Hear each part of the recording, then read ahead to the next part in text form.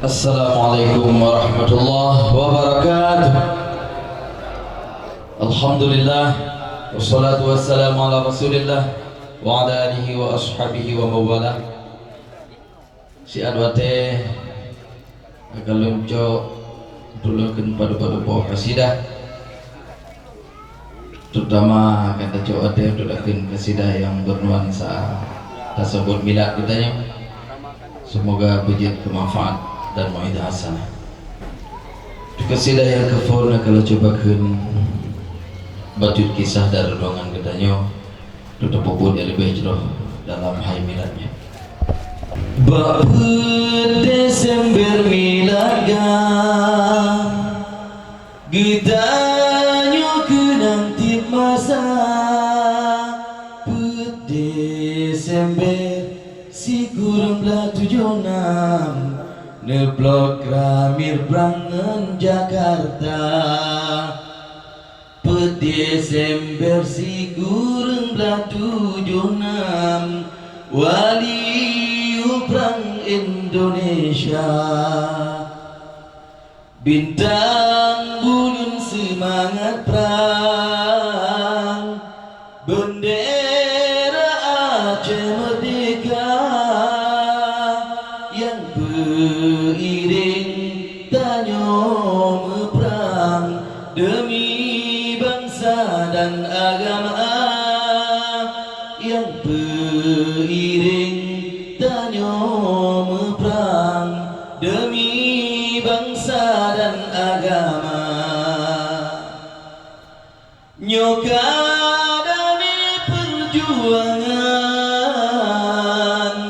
Talim perangan senjata Petloletun keberjalan Tapi golom makna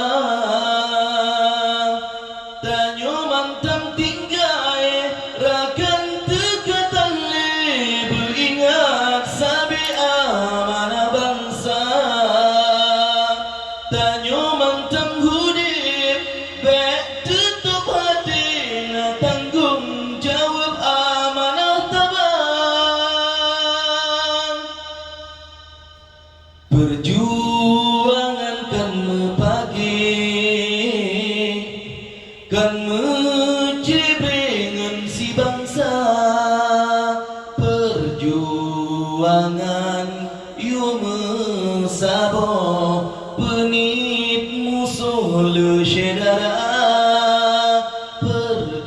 Perjuangan yu mesabo Penit musuh le syedara Jak tanyo ganta mesabo Belage gam yuh lam rimba Cukup senang musuh-musuh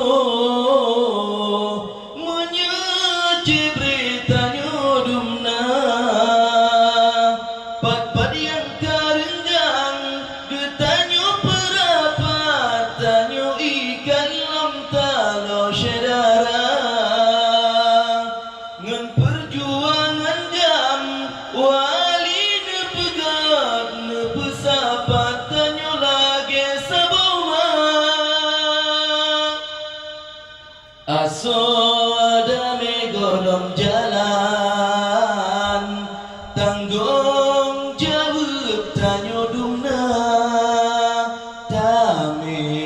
betro batu juan Gadah sabahan jo bangsa Tame betro batu juan Gadah sabahan jo bangsa